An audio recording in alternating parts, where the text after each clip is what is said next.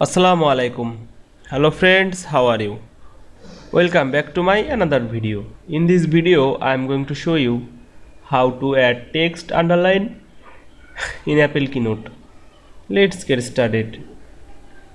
At first, open your Apple Keynote software, then go to your presentation, Keynote presentation. Now you can see here are my Keynote presentation. Then go to the first slide on the presentation and select the text and click the drop down menu, and you can see here underline. Now I'm click this. Now you can see add underline on the text. Now I'm again say another way, add underline,